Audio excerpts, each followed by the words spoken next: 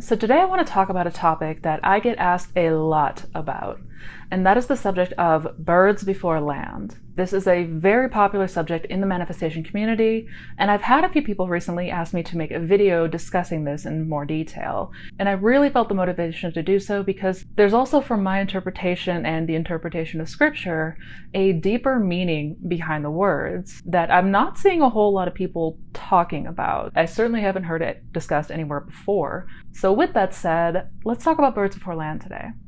Also, hi, I'm Missy Renee. On this channel, we talk all things manifestation and the law of assumption. So if that is a topic that you enjoy and want to learn more about, then definitely be sure to hit that subscribe button. And if you enjoyed these videos and this content, be sure to hit that thumbs up button. If you're interested in more of my resources, such as my coaching programs, my courses and workshops, and masterclasses, I've got links to all that information down in the description box below. So definitely be sure to check it out. So as I mentioned, birds before land is a very popular topic in the law of assumption community. It is one that you will see discussed everywhere. There are many threads and many videos that are made on this topic, but I have yet to see a video or anybody talk about the deeper, more esoteric meaning behind the words. And I feel it's really important to do so because the way that people are interpreting birds before land, the common interpretation of birds before land, is almost creating some not so great habits. And we'll definitely be going deeper into that throughout this video. But what I want to do is break this video down into two parts. First, I'm going to talk about the common interpretation of birds before land, and then I'm also going to discuss the esoteric meaning behind the words to go deeper into the meaning of this. And I truly do feel that having this deeper understanding is going to be helpful for many of you. So the common explanation of birds before land, or BBL for short, is that you're going to see proof of your state of consciousness far beyond just any specific thing or person that you may be aiming to manifest. And one of the most common examples of this phenomena is when we're trying to manifest a specific person, and we notice that other people are showing up and acting differently towards us, perhaps in a more desirable way, or in the way that we would want to see our specific person show up. And this is because one of the first things that you're doing when manifesting a specific person is you are working on your more general conception of self. So you're working on some of the core beliefs and foundations when it comes to what you believe and assume about relationships. So typically, we are focusing more on a state of feeling loved, feeling worthy, feeling chosen, feeling desired. And what many people will notice is that other people are starting to confirm this change on the outside. And it may not be from your specific person exactly, but this could show up in the ways of other people in your life showing up much nicer to you. It could be in the form of ex-lovers or old love interests showing up and expressing desire for you. It could be random strangers and people that you encounter in your day-to-day being much nicer and perhaps giving you more compliments and things like that. So you're going to see the more general confirmation of the state that you're embodying, perhaps before you see that desired change from your specific person. Basically, once you accept a new belief or assumption as true, you're going to start to notice that everybody in the world around you, all the people that you interact with, bear witness to that shift that has taken place internally. And while this is a very common phenomena that happens, and many people have this type of experience, I'm noticing something that people are doing with this that is not going to be very helpful on your journey. And while it is certainly true that many people will have this type of experience and notice this type of phenomena, I'm seeing more and more that people in this community, especially for those who are new to the law of assumption, are starting to use this a little bit as a scapegoat to look for signs or some type of 3D evidence. They are taking this birds before land phenomena and using it to further look for indication or some kind of confirmation in the 3D that they're on the right track. And this can be a very slippery slope if we're not careful, because one of the last things that we want to lean into, and one of the last things that we want to get in the habit of doing, is looking for signs or checking the 3D for proof. If we get into this habit, not only is it a very difficult habit to break, but it is going to be inaccurate as well. One of the most important things and fundamental things about the law is that this is about giving your focus and attention to the internal world. This is about what is happening to you in here first and foremost. Because the truth is, we're never going to see proof that we're on the right track or that we're doing this right by checking the 3D for confirmation. It's never going to work.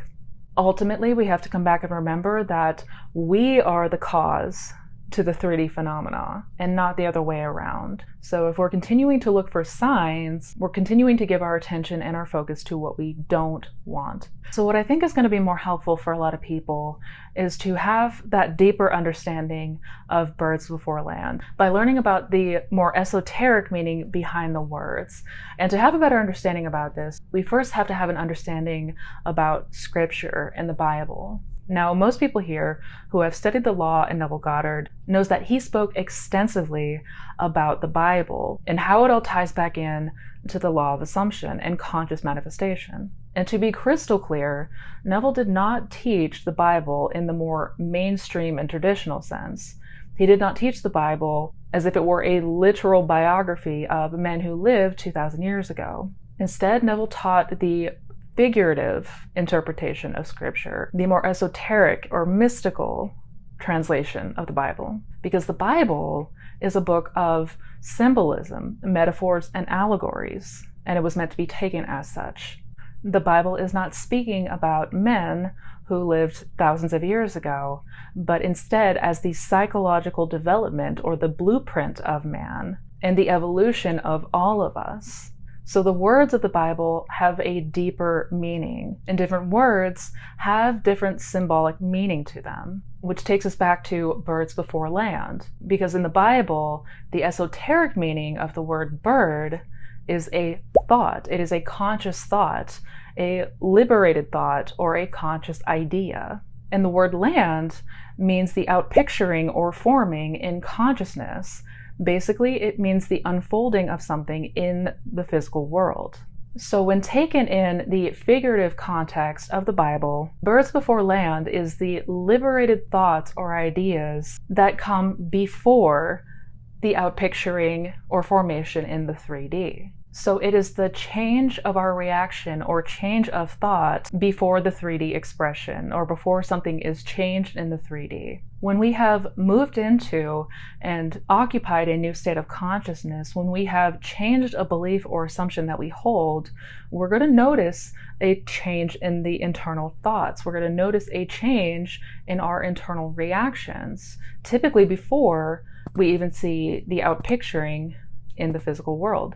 Basically, what this means is that we want to learn to use our inner world as a gauge and not the external reality. Basically, we want to use our own reactions and our thoughts and our moods as a way to determine what state of consciousness we are actually living in. Now, I know I may have some people watching this video that say, well, Missy, Neville never taught it like that. He never talked about birds before land as a change in thought, so that's not true. And to be fair, Neville Goddard never actually talked about birds before land at all. That was not a thing that he taught. It was first actually discussed by an OG manifestation coach. So Neville actually never discussed anything in regards of birds before land. This is just my interpretation going off of the esoteric or symbolism behind the words themselves. And it is something that for me personally lines up with what we want to do. We want to learn to gauge where we're dwelling in consciousness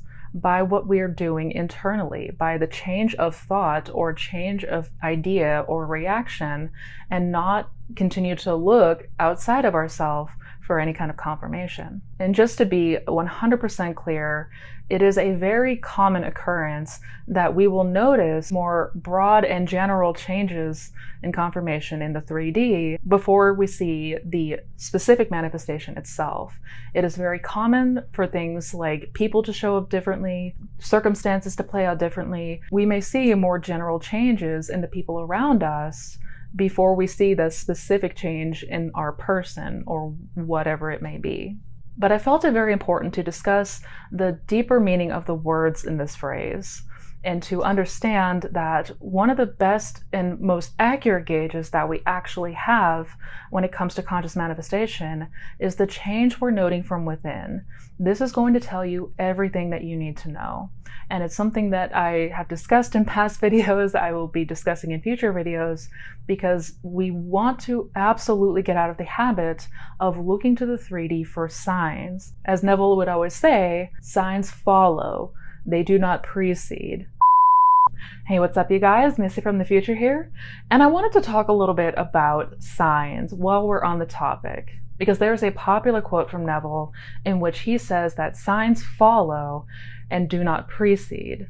And I know that there can be a lot of confusion as to what he meant by this, so I want to help break this down really quick to help you better understand why we do not need to be going to the 3D for signs.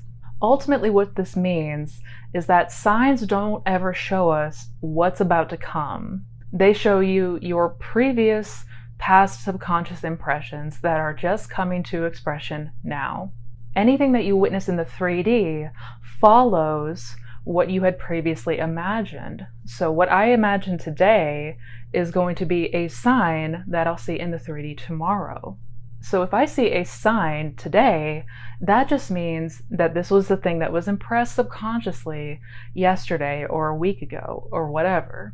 Basically, when you see a sign for something, it just means that you've been thinking about that thing. That's it. Seeing a sign is not any kind of indication that something will happen. It does not precede any events. It just follows what you have previously impressed. It was a thought or an impression from a day or a week or a month ago that you're just now seeing today.